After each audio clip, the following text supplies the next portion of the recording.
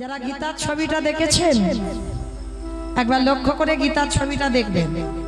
বাড়িতে গিয়ে ভগবান ঘোড়ার লাগাম ধরে আছে, ভগবান নিচে দাঁড়িয়ে আছে, আর যে ছেলেটা রথের উপরে বসে আছে তার মাথায় ছাতা আছে, কিন্তু কৃষ্ণের মাথায় ছাতা নেই। ভগবান জগৎকে শেখালো রোদে পড়বে, বৃষ্টিতে ভিজবে, কিন্তু আমার ভক্ত যেন ভালো থাকে। আর পিছনে রথের উপরে যে ছেলেটা বসেছিল সে তো যেমন তেমন ছেলে নয় মা। কেমন ছেলে জানো? চন্দ্রবংশের ছেলে। শুনে নাও তার বংশের তালিকাটা। বিষ্ণু থেকে ব্রহ্মা, ব্রহ্মার পুত্র উগ্রীব, উগ্রীবের পুত্র সোম, সোমের পুত্র বুধ, বুধের পুত্র পুরুরবা, পুরুরবার পুত্র আয়ুষ, আয়ুষের পুত্র নহুষ, নহুষের পুত্র যজাতি, যজাতির পুত্র যদু, যদুর পুত্র কুরু, কুরুর পুত্র জন্মেঞ্জয়, জন্মেঞ্জয়ের পুত্র গতিষ্ঠান, গতিষ্ঠানের পুত্র মনুষ্য, মনুষ্যর পুত্র চারুপল, চারুপলের পুত্র রুদ্রাসন, রুদ্রাসনের পুত্র হৃদেশু, হৃদেশুর পুত্র রক্তিনাথ, রক্তিনাথের পুত্র ব্যাভী, ব্যাভীর পুত্র দুষ্মন্ত, দুষ্মন্তর পুত্র ভরত, ভরতের পুত্র ইক্ষ, ইক্ষুর পুত্র সংবরণ, সংবরণের পুত্র সুধনু, সুধনুর পুত্র সহদ্র, সহদ্রের পুত্র যবন, যবনের পুত্র কৃতি, কৃতির পুত্র উপরিজবসু, উপরিজবসুর পুত্র জরাসন্ধ, জরাসন্ধের পুত্র সহদেব, সহদেবের পুত্র সমাচি, সমাচির পুত্র কুশু, কুশুর পুত্র জম্ভু,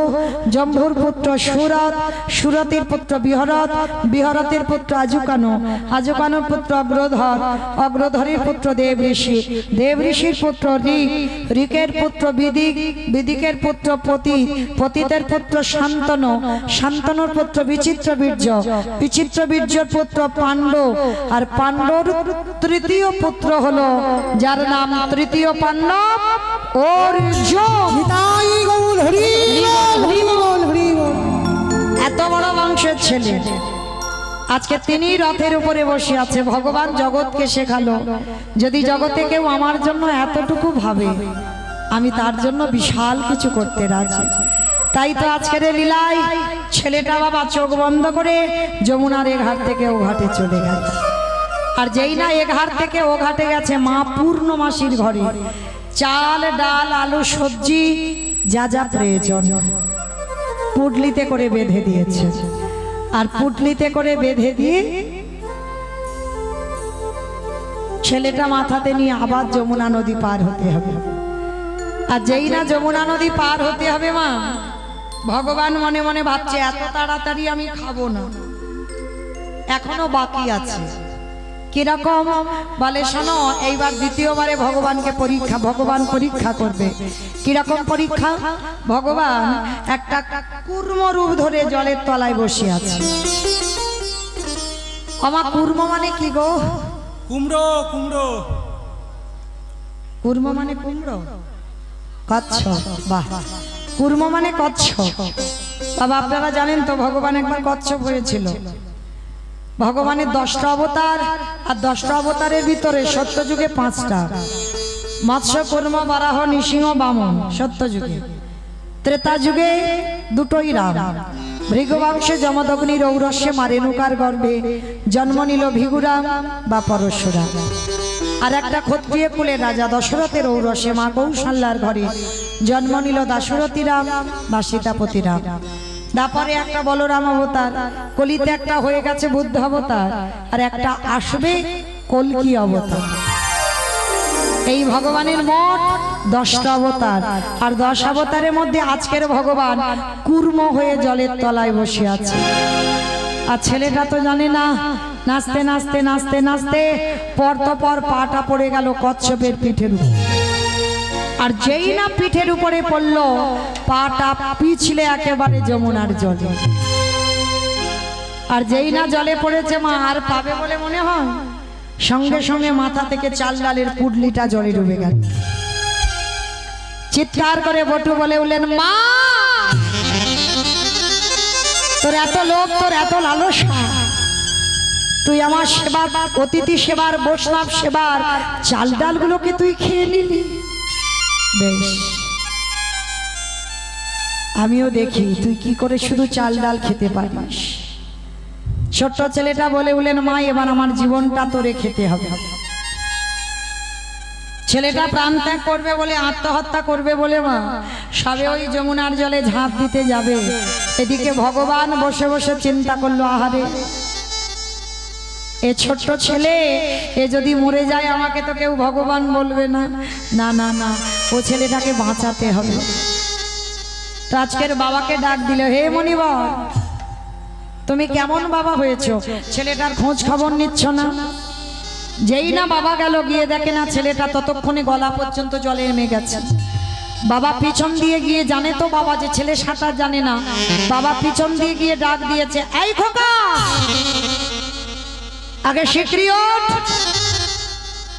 যেই না বাবা ডাকলো, মা ছেলেটার আর মরা হলো না, ধীরে ধীরে বাবার কোলে কাছে এসেছে। বাবা, ও বাবা, তুমি তো কত চিন্তা করছিলে কি করে সেবা দেবে, কি করে সেবা দেবে। জানো বাবা, আমি যা জোগাড় করেছিলাম এই যমুনা নদী সব খেয়ে নিয়েছে। খোকা, তাহলে কি দিয়ে সেবা দেব? বাবা, ওই যে দূরে দেখা যাচ্ছে একটা মুদির দোকান, আর ওই মুদির দোকানে গিয়ে আমরা কিছু জিনিস চুরি করে আনি। আরে বাবা, চুরি করা তো পাপ। কে বলেছে চুরি করা পাপ?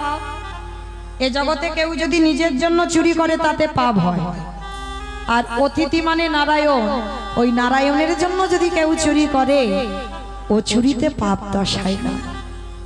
বাবা, তুমি চিন্তা করো না, ওই যে দেখা যাচ্ছে একটা মুদির দোকান, ওই দোকানে গিয়ে আমি কিছু জিনিস চুরি করে আনি। বাবা বলছে, ঠিক আছে চল বাবা। হ্যাঁ রে, কেন ধরা পড়বো? ধরা পড়বো না, চলো। বাপ বেটা দুজনে মিলে যাচ্ছে ভোরের বেলা ওই মুদি দোকান চুরি করবে বলে। আর মনে রেখো মা, ভগবান চোরের হয়, ভগবান সাধুরও হয়। চোরকে বলে চুরি করতে যা, আর মালিককে বলে তুই নিশ্চিন্তে ঘুমা, তোর মাল আমি পাহারা দিচ্ছি। এইবার ভগবান কি করেছে বাবা, দোকানদার ঘরের ভিতরে ঘুমাচ্ছে, বটুয়া সন্দীপনী মণি গোল করে গর্ত করে প্রবেশ করেছে দোকানের ভিতরে। চাল ডাল আলু সবজি যা যা দরকার পুটলিতে করে বেঁধে নিয়েছে। বাবা, বাবা, তুমি তো কত চিন্তা করছিলে কি করে সেবা দেবে, কি করে সেবা দেবে। দেখলে তো আমি কি সুন্দর সেবার ব্যবস্থা করে দিলাম। বাবা বলছে, হ্যাঁ রে খোকা, অতিথি সেবার পর একটু মুখশুদ্ধি দিতে হয়। এটা আমার কথা নয় মা, মহাজনগত সপন্থা। মহাজনেরা বললেন, এই জগতে কোনো ভক্তকে যদি সেবা দাও, সেবান্তে মুখশুদ্ধিটা না দিলে সেবার পরিপূর্ণ ফল পাওয়া যাবে না। একজনকে যদি নিমন্ত্রণ করে মা খেতে দেন, ওই যে পান, জোয়ান, পান মশলা, এলাচ, লবঙ্গ, মৌরি, সুপারি এগুলো দিতে হয়, এগুলো হলো মুখশুদ্ধি। তো আজকে কি করেছে মা, ছোট্ট ছেলেটাকে যেই না বলা, বাবাকে বলছে, ঠিক আছে বাবা তুমি একটু বসো, আমি দেখছি আজকে একটা হরিদুকি পাওয়া যায় কিনা। আর ভগবানের প্রিয় মুখশুদ্ধি হরিদুকি।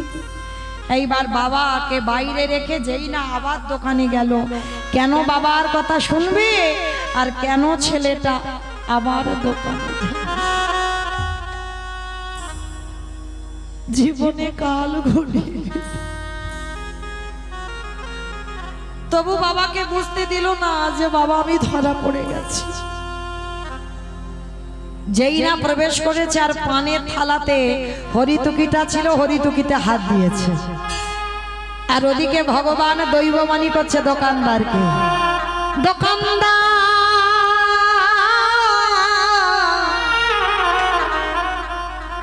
তুমি অমন করে কালে নিদ্রায় ঘুমায়ো না, একেবারে চেয়ে দেখো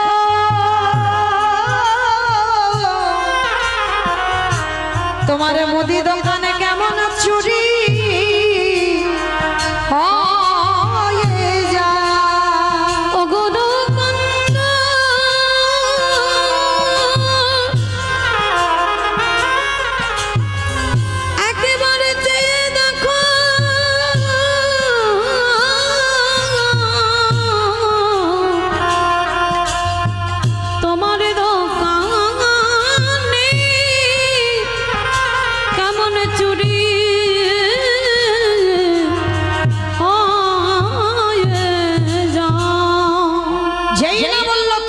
দোকান চুরি হয়ে যাচ্ছে আর দোকানদারের ঘুমটা ভেঙে গেল আর সেই সময় হরিতকিটা নিয়ে যেতে যাবে, পাটা লেগে পানের থালাটা দোকানে উল্টে পড়ে গেল।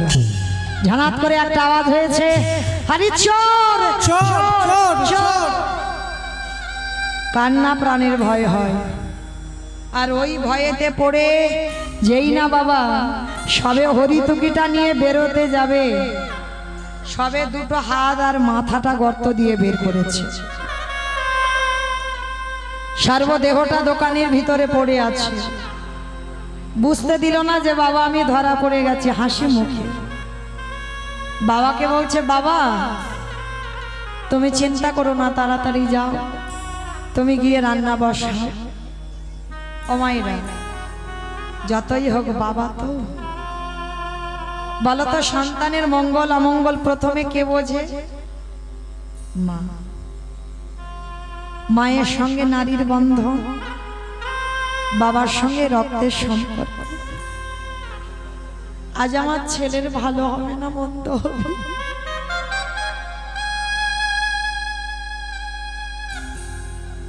সবার আগে বাবা মার হৃদয়টা খুঁকো। ছেলেটার পিছনে পা ধরে দোকানদার টানছে আর হাত আর মাথাটা বাইরে বের করে দিয়েছে, শক্ত করে দেওয়ালটা ধরে আছে। আর পিছন থেকে বাবা এমন পা ধরে টানছে, শরীর থেকে ঘাম ঝরে ঝরে পড়ছে।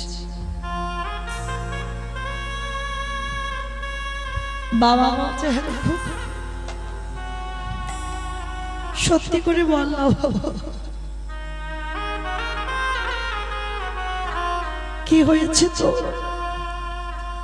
তুই তো কোনোদিন এমন করে ঘামিস না, আজকের ঘামছিস কেন? ছোট্ট ছেলেটা বলে বলেন, বাবা তুই যাও না, একটু পরে যাচ্ছি। বারবার যখন বাবাকে চলে যেতে বলছে, বাবা বলছে না, তুই না এলে আমি যাব না, আয়। সেই তো আমরা দুজনে চোর হলাম, আয় আগে আমি হাত ধরছি, তুই বেরিয়ে আয়। ছোট্ট ছেলেটা থাকতে পারলো না, বলল, বাবা আর মনে হয় তোমার সঙ্গে আমার কোনোদিন আর যাওয়া হবে না। চিৎকার করে বলল, খোকা খোকা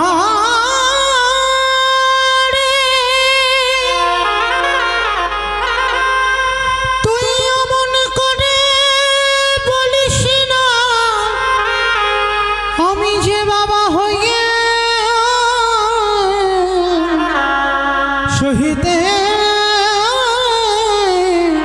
পারব না। ওরে, বারবার তোকে নিষেধ করেছিলাম, চুরি করতে গেলে ধরা পড়ে যাবে। সেই বৈষ্ণব সেবার জন্য চুরি করতে গেলে বাবা, কাল সকালে যাতে কেউ বুঝতে না পারে আমি তোমার ছেলে, তুমি আমার বাবা। তার বিনিময়ে তুমি একটা কাজ করো। বল বাবা, বল কি করতে হবে? শোনো বাবা, যাতে কেউ বুঝতে না পারে, কেউ জানতে না পারে যে আমি তোমার ছেলে, তুমি আমার বাবা, ওই অস্ত্রটা দিয়ে তুমি আমার মস্তকটাকে ছেদন করে নিয়ে পালিয়ে যাও। খোকা, খোকা, এটা তুই কি বলছিস বাবা? এ জগতে কোনো বাবা মা পারে ছেলের মস্তক ছেদন করতে? কে বলেছে পারে না বাবা? তুমি এত কিছু গ্রন্থ পড়েছো, তুমি মহাভারতে কর্ণের চরিত্র পড়োনি? মহাভারতে পদ্মা কি করেছিল মা? কর্ণের স্ত্রী। এই যেমন আজকের আমাদের দ্বাদশী, এইরকম দ্বাদশীতে পদ্মামার ঘরে গিয়েছিল ভগবান অতিথি রূপে, গিয়ে বলেছিল, পদ্মা তুমি তো সব রান্না করেছো, কিন্তু আজকের আমি তোমার বাড়িতে দ্বাদশীতে এলাম, আমি একটু মাংস খেতে চাই। মাংস? বলুন আপনি কি মাংস খাবেন? মৃগ মাংস, পক্ষী মাংস, কিছু অভাব নেই, যে মাংস খেতে চাইবেন আমি সেবা দেব। শোনো পদ্মা, আমি যে কোনো মাংস খাবো বলে তোমার বাড়িতে আসিনি। শুনলাম তোমার স্বামী নাকি দাতা হয়েছে, যে যা চাইবে তাকে নাকি তাই দিয়ে দেবে। দাও, তোমার একমাত্র গ্রীষ্ম, তোমার একমাত্র নয়নের মনি, একমাত্র মা বলা ডাকার সম্বল, ওর মস্তকটা ছেদন করে টুকরো টুকরো করে মাংস করে আমায় সেবায় দাও। না না, এটা কি করে হতে পারে? আমি মা হয়ে নিজ পুত্রকে বলি দেব কি করে? পদ্মা, তুমি ত্রিশত্ব অঙ্গীকারে আবদ্ধ হয়েছ, কথার অন্যথা যেন না হয়। বেশ, তবে হে বৈষ্ণব, যে বলি হবে একবার তার কাছে অনুমতিটা নিয়ে আসি। অমায়েরা, পদ্মা মায়ের বিষকেতু না ছোটবেলা থেকে হরিনামের খেলা খেলে, তার অন্য কিছু খেলা নেই। ছেলে বন্ধুদের সঙ্গে হরিনামের খেলা খেলছে, মা ছুটতে ছুটতে গেছে সেই খেলার কাছে, বিষ খেলতে খেলতে ছুটে এসেছে। মা, অমা, মা গো, তোমার চোখে জল, তুমি কাঁদছো। ও মামা, বলো না, তুমি আমার জন্য কষ্ট পেয়েছো, তুমি আমার জন্য দুঃখ পেয়েছো। বলো না মা, আমি কোনো অন্যায় করেছি?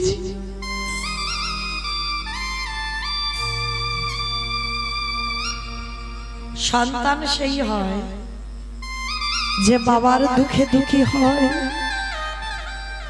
মায়ের দুঃখে দুঃখী হয়। ছেলেটাকে হৃদয়ে ধরে বলল, না খোকা, তুই কোনো অন্যায় করিসনি, আমি তোর জন্য কাঁদিনি, তাহলে কাঁদছো কেন মা? খোকা রে, আমার বাড়ি এক বৈষ্ণব এসেছে, আর সেই বৈষ্ণব আমার বাড়িতে একটু মাংস খেতে চায়। মাংস খাইয়ে দাও, খেতে যখন চাইছে খাইয়ে দাও। খোকা, যে কোনো মাংস খাবে না, তোকে হাড়ি কাটে রেখে তোর দেহটা টুকরো টুকরো করে মাংস করে বৈষ্ণব সেবায় দিতে হবে। বিশ্বকেতু বলে বললেন, মা গো, এর থেকে বড় পাওয়ার কি আছে? তুমি তো আমি গর্ভে থাকাকালীন বলেছি আমার বিষ যেন বৈষ্ণব সেবায় যায়। খেতো না মা, খেতো না, তোমার চোখের জলে আমার যাবার পথ পিছালো হয়ে যাবে। হাসতে হাসতে আমায় বিদায় দাও মা।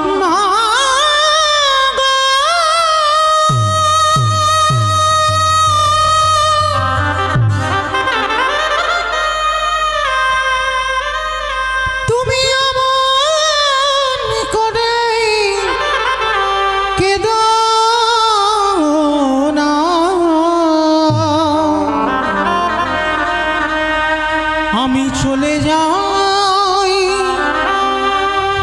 মা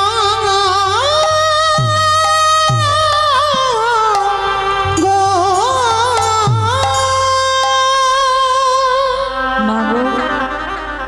পদ্ম পাতায় জল দিলে যেমন টলমল টলমল করে, আমার জীবন পদ্ম পাতায় প্রাণের জলবিন্দু টলমল করছে। কখন যে পড়ে যাবে তা তো কেউ জানে না মা। আমার জীবন নদী বিদায় দাও আমার নইয়া,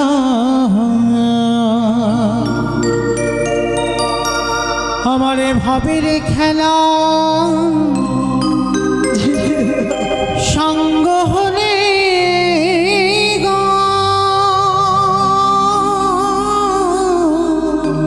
যাচ্ছি বন্ধু। একেবারে দিও পারে করিয়া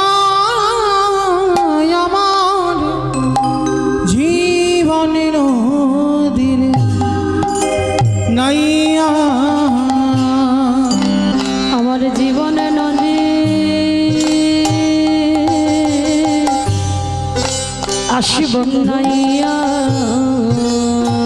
আমার বাবা মা রইল একটু দেখি, আমার ভবের খেলা সঙ্গ হলি গো।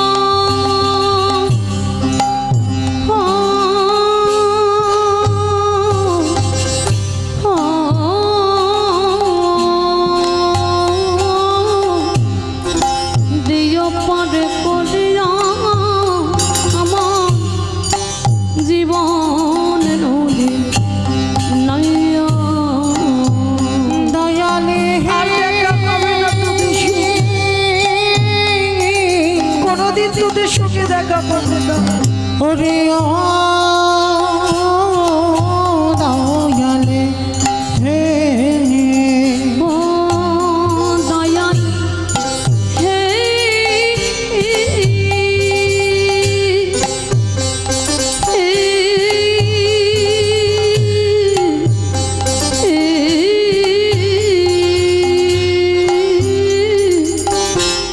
ওরে ও দয়াল হে।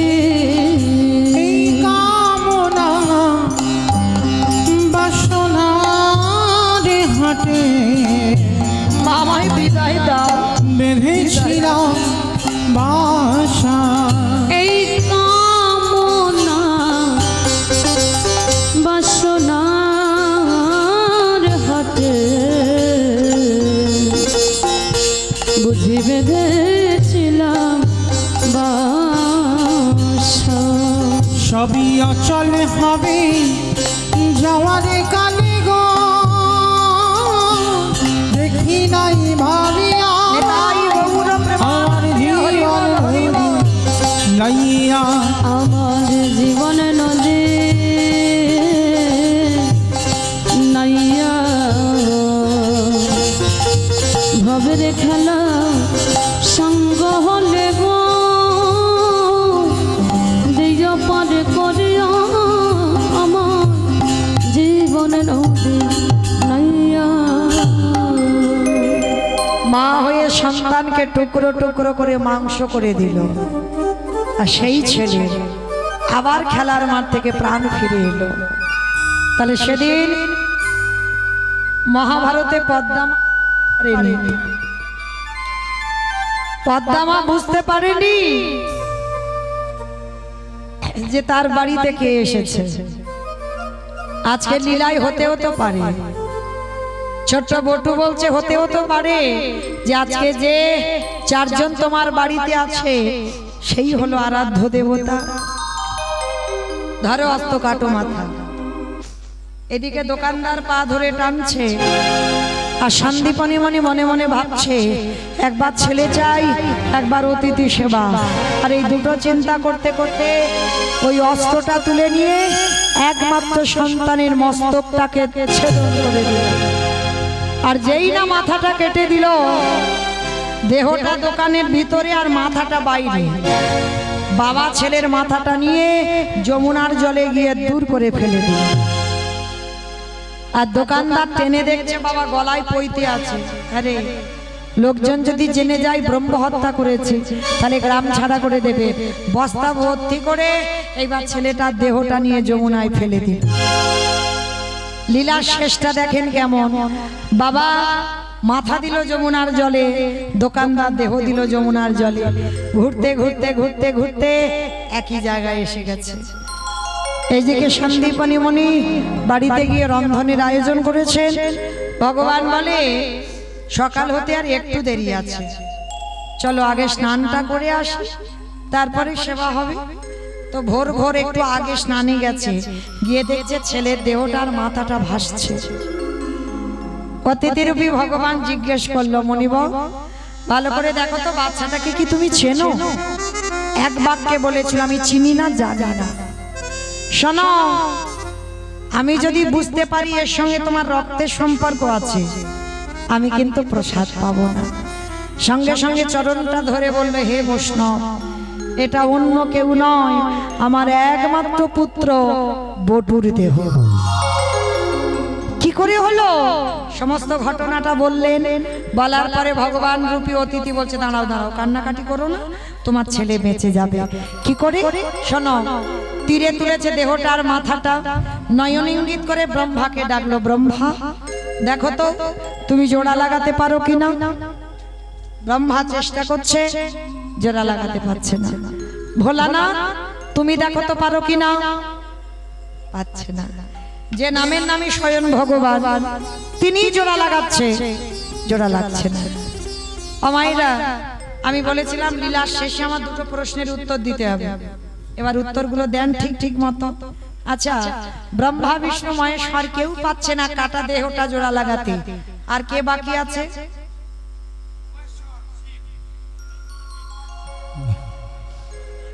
ভোলানাথ বললাম তো, মহেশ্বর বাকি আছে, নারদ, বেশ নারদ ঠিক বলেছো, নারদ বাকি আছে। তো এইবার নারদকে ভগবান বলছে, নারদ তুমি একবার দেখো। আর নারদের অভ্যাসটা কি গো, হজে মুরারি মাধু কইতে ভারে গোপাল গোবিন্দ মকন্দ সৌরে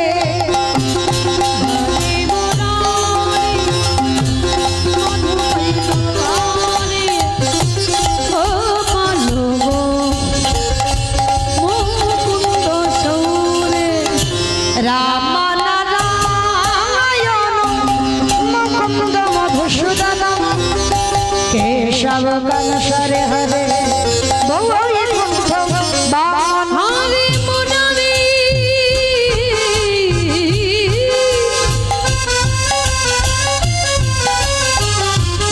হরে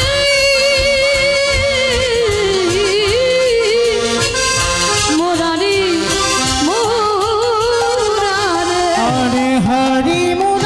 মুরারি মুরারি হরে হরি মুরারি গোপাল গোবিন্দ মুকুন্দ সৌরে। নারায়ণ নারায়ণ নারায়ণ। এক হাতে মাথার, এক হাতে দেহটা নিয়ে যেই না এক জায়গা করেছে, আঠার মতো দুটো আটকে গেছে। এইবার নারদ চমকে উঠেছে, ঠাকুর এটা কি করে হলো? তোমরা সৃষ্টিকর্তা, রক্ষাকর্তা, পালনকর্তা, তোমরা পারলে না, আর আমি ঠেকাতেই জোড়া লাগলো কি করে? নারদ মনে করে দেখো ত্রেতা যুগের কথা, ওই সীতা মাকে উদ্ধার করবার জন্য ওই হনুমানের দল আর ভল্লুকের দল একটা করে সাগরে পাথর ফেলে, পাথরে জলে ভাসে। ও মাইরা, আর যার বউ চুরি হয়েছে সে কিচ্ছু করছে না। লক্ষণ বলো, কারোর বউ তো হয় না, আমি জানি তো। এইবার ওটা থাকবে, অসুবিধা নাই, ওটা না থাকলে কীর্তন হয়। রাধে হরি বল। এইবার রামচন্দ্র কি করেছে, মনে মনে ভাবছে, তাহলে দেখো আমার বউটা চুরি হলো, আমি কিছু করতে পারছি না, তাহলে আমাকেও কিছু করতে হবে। এইবার তখন ভাই কটা বাজে? 11:20, 11:20। এইবার রামচন্দ্র রাতের অন্ধকারে একটা ছোট্ট নুড়ি পাথর নিয়ে গেছে। মনে মনে ভাবলো যে যদি ফেলি তাহলে বাবা, যদি ভাসে তো তাহলে ভালো, আর যদি ডুবে যায় তাহলে আমি ফেলবো না, আমার একটা সম্মানের ব্যাপার।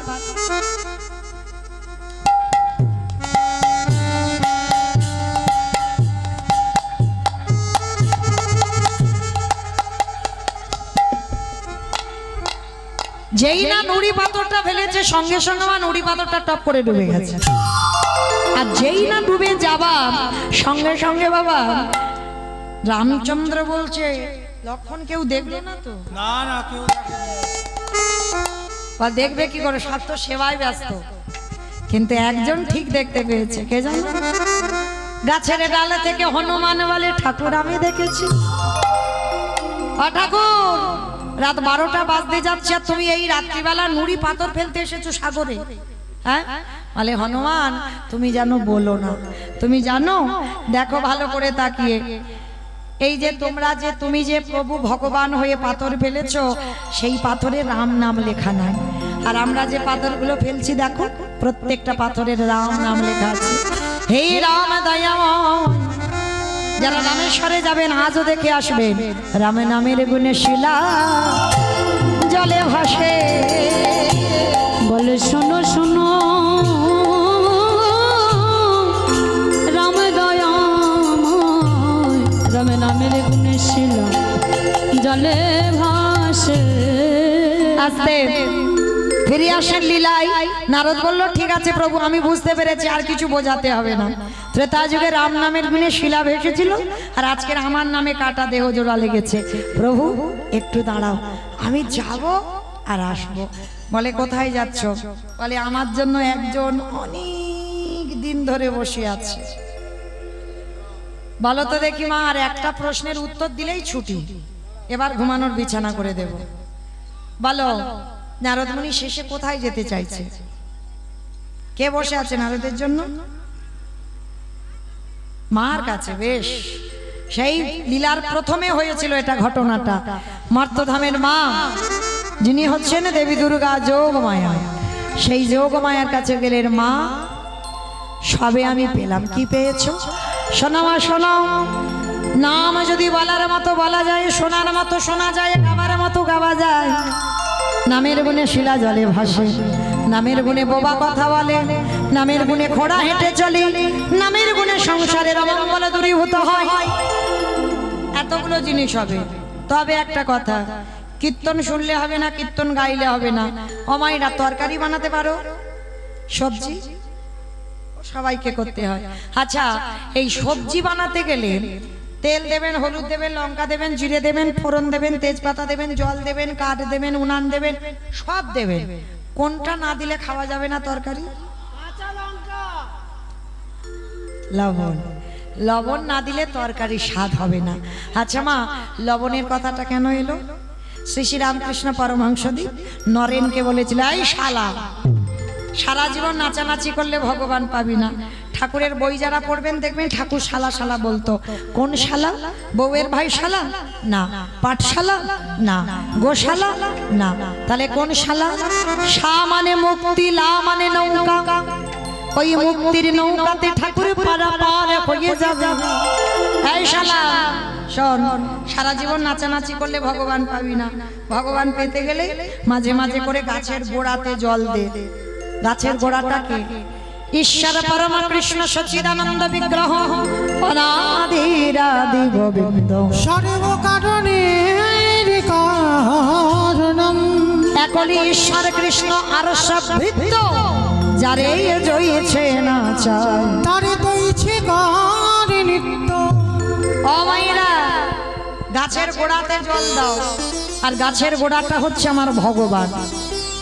এই যে এত এত পূজা অর্চনা হচ্ছে না, লাগে না, দরকার লাগে না একটা পূজা করলে। কারণ বাবা যাই পূজা করো না কেন, ঠাকুর মশাই বসে তো বাবা নম শ্রী বিষ্ণু নম শ্রী বিষ্ণু ও আগেই বলবে। তাহলে লক্ষ্মী পূজা করবে, তাহলে ওং লক্ষ্মী বলবো, তাহলে ওইগুলো বলবো কেন? নারায়ণ বিষ্ণু আরাধনা করবো কেন? ওটা তো গাছের গোড়া। ভগবান বলল আমার মাথায় অত দায়িত্ব রাখবো না, একটু চাপাচাপি হয়ে যাচ্ছে, একটু ভাগাভাগি করে দিই। যেমন লক্ষ্মী পুজো কেন হয়? লক্ষ্মী পুজো কেন হয়? ধান চাল ভালো হবে। ধান ধান, বেশ। সরস্বতী পুজো কেন হয়? বিদ্যা বিদ্যা, বেশ। আর গণেশ পূজা? ব্যবসা বাণিজ্য। ব্যবসা বাণিজ্য। মনসা পূজা? যাতে না সাপে কাটে। কার্তিক পুজো? কার্তিকের মতো একটা ছেলে চাই। ভগবান এক একটা দায়িত্ব দিয়েছে, কিন্তু মূল গাছের গোড়া হচ্ছে ভগবান। যেমন ধরুন মা, জানি না আপনাদের এখানে কেমন নিয়ম, বাবা মা বর্তমান জীবিত, ছেলে বউ নাতিপুতি এক সংসারে আছে। নিমন্ত্রণ পত্র যদি ছাপানো হয়, কার নামে ছাপানো হয়?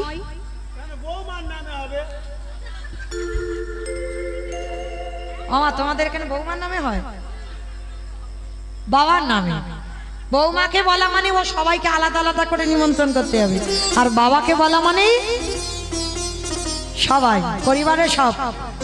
হ্যাঁ, তাহলে মনে রাখতে হবে মা, এই যে লক্ষ্য করবেন, বিশ্ব পিতা হলেন তো ভগবান।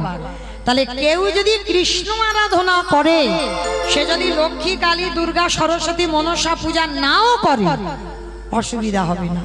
কারণ এগুলো আমরা ভয়ে পড়ে করি, বহু বছরের পূজা তো ওই জন্য হয়তো করি। কিন্তু ভগবান বলছে গাছের গোড়াতে জল দিলে ডালপালা শাখা পোশাকায় চলে যায়, কিন্তু পাতায় যদি কেউ জল দেয় ও গোড়ায় আস্তে আস্তে মা সব শুকিয়ে যাবে। কৃষ্ণ সেবা বাদ দিয়ে অন্যান্য দেব দেবীর সেবা নয়। কেমন? কারণ কৃষ্ণ সবার কাছে প্রণাম পৌঁছে দেবে। তো আজকে অমাইরা এখনো তো তরকারির খবর পাওয়া গেল না। তরকারিতে লবণ দিলে তবে তরকারি স্বাদ হয়।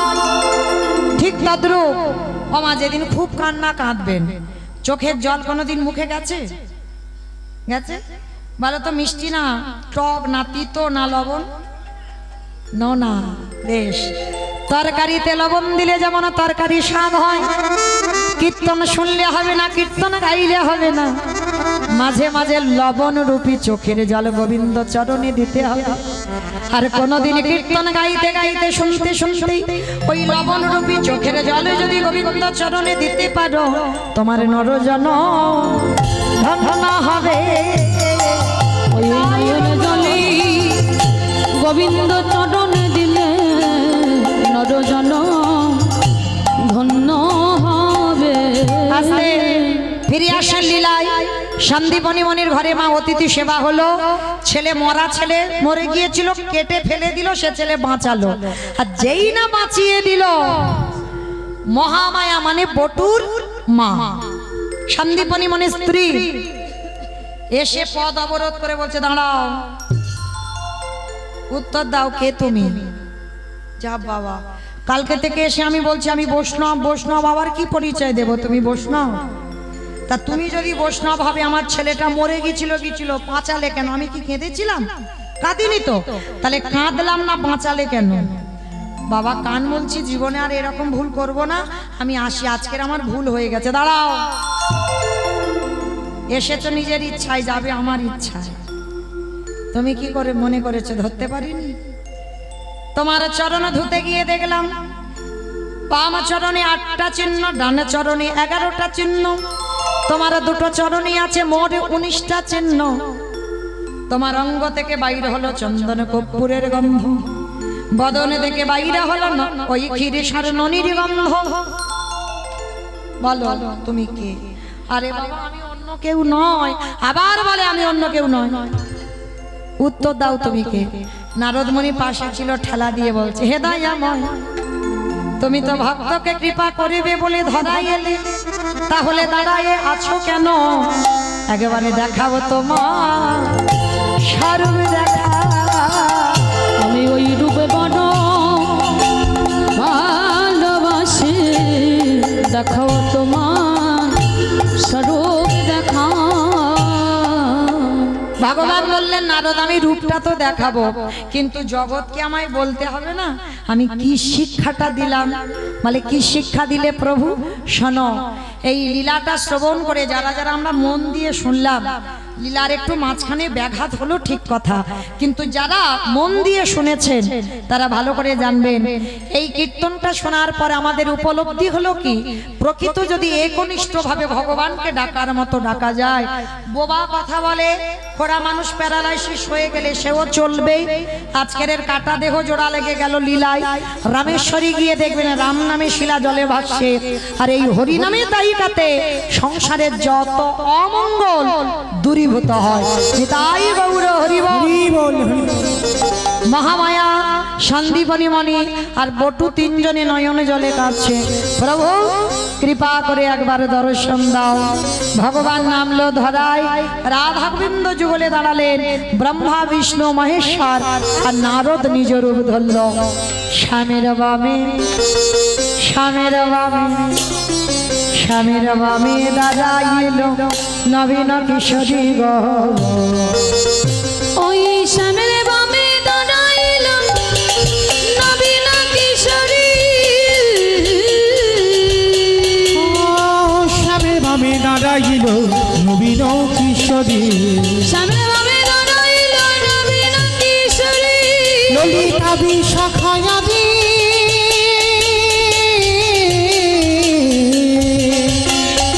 ওই যত সাহচরী গো যত সাহচরী আছে আমায় না সেবা দেওয়া হবে না অনেক রাত হলো তো কই দেখি হাত দুটো তোলো সবাই পদ্মের পাতা হে পাতায় দিচ্ছে করতালি পদ্মের পাতায় পাতায় ঋদ্ধে করতালি পদ্মের পাতায় পাতায় দিচ্ছে করতালি গো পদ্মের পাতায় পাতায় ঋদ্ধে করতালি আরে গেল দাসে মাগে নামা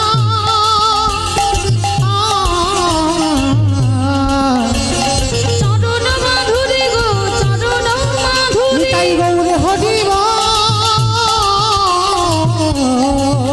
নিতাই গৌর হরিব গৌর হরিব আস্তে আমাইরা একটু গাইবে আমার সঙ্গে একটু নাচা হবে না নৃত্য হবে তো ওটা দেখি সবাই একবার একটু আনন্দ করতে হবে তো দু হাতে তুলে বলি রে কৃষ্ণ নাম পরিবারে তারা সকল মস্তা সবাই বলবে তো আগে আমি বলি তারপরে আপনারা বলবেন হরে কৃষ্ণ কৃষ্ণ কৃষ্ণ হরে হরে হরে রাম রাম রাম হরে হরে বলো বাহ সবাই বলবে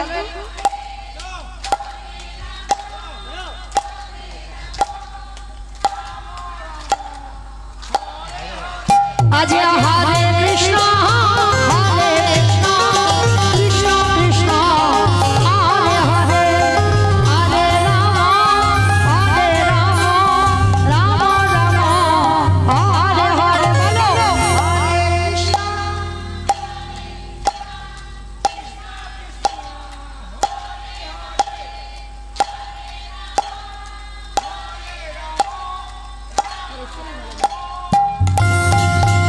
এই হরি নামে মেতেছিল বহুরার নিতাই আনন্দ করো আমি সঙ্গে নিয়ে হরে কৃষ্ণ গায় এই হরি নামে মেতেছিল গৌরাঙ্গী তাই ভক্তগণ সঙ্গে লয়ে হরে কৃষ্ণ না পারি করি মহানাম ভজনে মনে হরে কৃষ্ণ নাম প্রেমানন্দী বাহু তুলে নচুরে মোর কৃষ্ণ বলি হরে কৃষ্ণ কৃষ্ণ কৃষ্ণ হরে হরে হরে রাম রাম রাম হরে হরে বলো